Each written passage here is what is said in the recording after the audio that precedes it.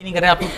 अस्सलाम वालेकुम स्टूडेंट्स, उम्मीद करता हूँ बेटा आप तमाम बच्चे खैरियत से होंगे। हमारी जो आपसे लास्ट मुलाकात हुई थी, वैसे मैं लास्ट मुलाकात में ये टॉपिक कंप्लीट करना चाह रहा था, लेकिन हमारी कुछ स्टूडेंट्स ऐसी थी जिन्होंने कहा नहीं सर एक साथ आप बहुत ज़्यादा ना पढ़ें। फिर उसके बाद मैंने फाइनली ये फ़ैसला किया कि जो पढ़ना नहीं चाहते फिर हम उन्हें पढ़ाना नहीं चाहते, तो लिहाजा हम चले गए। लेकिन आज दोबारा मुँह उठा के आपके सामने हाजिर हो गए, लिहाजा आइए स्टार्ट करते हैं अपने आगे के लेक्चर को। हमारी डेरिवेशन चल रही थी। डेरिवेशन में आपको याद होगा हम लाइन से डेरिवेशंस कर रहे थे।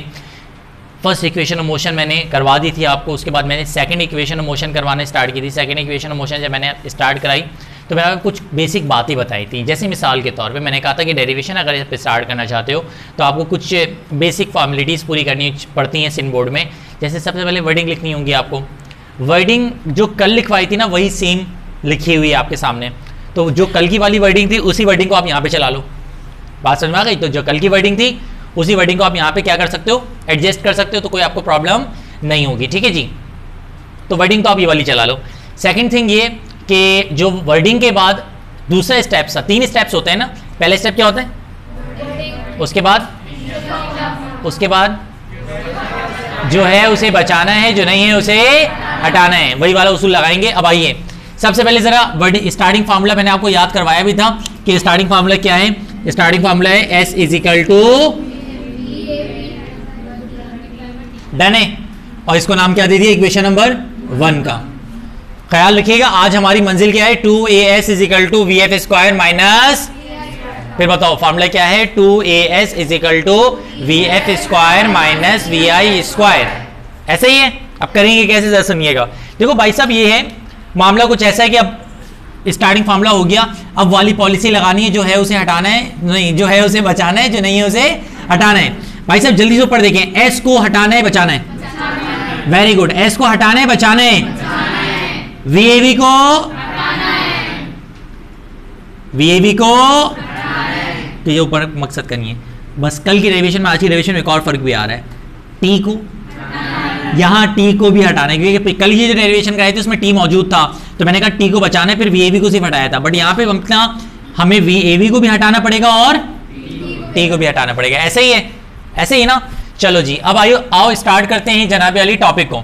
मेरा बेटा सोच समझ के जवाब दीजिएगा। S is equal to VAB multiply by T। सबसे पहले तो VAB का बंदोबस्त करते हैं। VAB का फॉर्मूला तो कल भी बता चुका, तो जल्दी से तो VAB की जगह क्या आएगा, VI प्लस VF अपॉन, ये बन गई इक्वेशन नंबर 2। तो ये बन चुकी है ना। VAB का बंदोबस्त हो गया, यानी मैंने सोच लिया कि VAB का क्या करना है। VAB का बंदोबस्त हो गया भाई, VAB का बंदोबस्त। अब कैसा करना है, T का भी बड़ा जबरदस्त करूंगा मैं। मुझे एक बात हो, तो ये वाला फॉर्मूला तो पता होगा तुम लोगों को, A इज इक्वल टू होता है, बड़ा मशहूर फार्मूला है, A is equal to VF minus VI upon T। A का फार्मूला क्या होता है, VF minus VI upon T। याद है A का फार्मूला क्या होता है, तो भाई साहब अगर A इज इक्वल टू होता है VF minus VI upon T, तो क्या मैं अगले स्टेप में लिख सकता हूं कि T is equal to VF minus VI upon A। Sides की अदला बदली हुई है, देखो T वहां चला गया, A वहां चला गया। T डिवाइड करता है वहां जाके मल्टीप्लाई करेगा, A मल्टीप्लाई करता है वहां के डिवाइड करेगा। क्रॉस मल्टीप्लाई कर दिया। पढ़े लिखे लफ्जों में अगर बोलूं मैं, टीचर वाली लैंग्वेज अगर मैं यूज करूं तो क्या कर दिया, क्रॉस मल्टीप्लाई कर दिया, क्रॉस मल्टीप्लिकेशन कर दी। सही है भाई। T इसको नाम दे दिया इक्वेशन नंबर किसका मैंने, यहां तक क्लियर हो गया। अब बताओ क्या करेंगे, अब हम वही करेंगे जो करना हमें चाहिए और जो काम करने के लिए हम इस क्लास में आते हैं। इन दोनों की वैल्यूज को उठा के हम कहां पुट करेंगे, इक्वेशन नंबर 1। लेकिन प्रॉपर हम इंग्लिश में लिखेंगे। हम लिखेंगे, देखें भाई, putting the equation, putting the values of, किस किस की वैल्यू पुट कर रहे हैं, VAB and T from equation number 2 and 3 in equation number 1 we get समझ में आ गया? क्लियर हो रहा है? इक्वेशन नंबर 2 और 3 से VAV और T की वैल्यू उठा के मैं कहां पुट कर रहा हूं? इक्वेशन नंबर 1 में। जरा देखना इक्वेशन नंबर 1 क्या बन जाएगी। इक्वेशन नंबर 1 बन जाएगी S is equal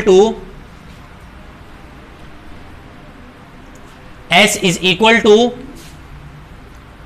VI plus VF upon 2 whole multiply by VF minus VI upon, very good, A। गौर से देखो समझ में आया नहीं आया? ये सस्ता वाला जादू दिखाऊं? आगे समझ में? फिर भी सस्ता वाला जादू देखो। ये देखो मेरे हाथ को देखना बस मेरे।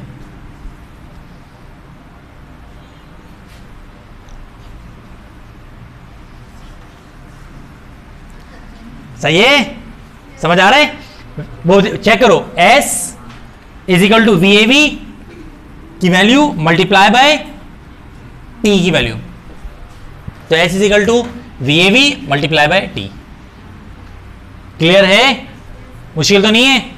अब तवज्जो रखिएगा, यहां तो कोई एतराज तो नहीं है। अगले स्टेप में मैं इस वैल्यू को लिख रहा हूं S is equal to VI plus VF को मैं पलट के VF प्लस VI भी लिख सकता हूं ना यार। 2 प्लस 3 लिखूं या 3 प्लस 2 लिखूं, बात क्या है? एक ही है। मैं 2 प्लस 3 लिखूं या 3 प्लस 2 लिखूं, बात क्या है? एक ही है। तो मैं VI प्लस VF को क्या लिख रहा हूं? VF plus upon 2 multiply by VF minus upon A। बताओ क्लियर है? अब ऊपर की ब्रैकेट को ऊपर से मल्टीप्लाई, नीचे के नीचे से मल्टीप्लाई। बताओ क्या बनेगा? S is equal to VF plus VI, VF minus VI और अपॉन में क्या आएगा? 2A। क्लियर हो गया यहां तक? समझ में आ गया ना? कोई जल्दबाजी तो नहीं कर रहा मैं? एक बात बताओ, 2A यहां डिवाइड कर रहा, वहां जाके क्या करेगा? जल्दी बताओ क्या बनेगा?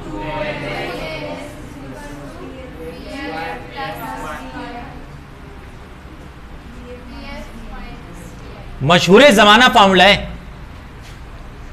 A plus B into A minus B is equal to A square minus, पता है ना? A plus B into A minus B क्या होता है? A square minus B square. तो ये देखो VF plus VI, VF minus VI।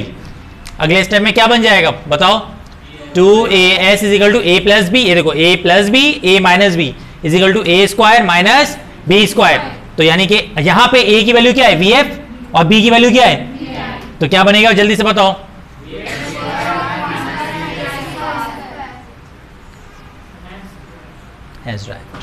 मुश्किल डेरिवेशन तो नहीं है। यहां पे आके ये जो लेक्चर है, 3 लेक्चर है लाइन से। पहला जो लेक्चर है हमारा वो है 3.3 मेरे ख्याल से, उसके बाद है 3.4 और उसके बाद है 3.5। इन लेक्चर्स को बहुत प्रॉपर अंदाज में बाद में भी देख के, पहले देख के, लेकिन इन डेरिवेशन को ऐसा याद करना है बेटा कि जैसे सवाल आए आप 1 मिनट के अंदर लिख दें, क्योंकि आप अच्छी तरह जानते हैं ये सवाल पेपर में आएगा आएगा और आएगा। इसके बाद न्यूमेरिकल जो करवाऊंगा मैं इसके, वो इससे कहीं ज्यादा इंपॉर्टेंट है। चैप्टर नंबर 3 एक इंपॉर्टेंट चैप्टर है और चैप्टर नंबर 3 के न्यूमेरिकल्स का मैं दूंगा असाइनमेंट।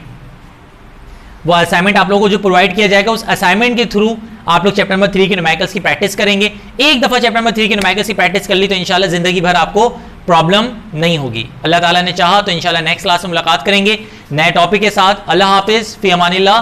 दुआ में याद रखिएगा।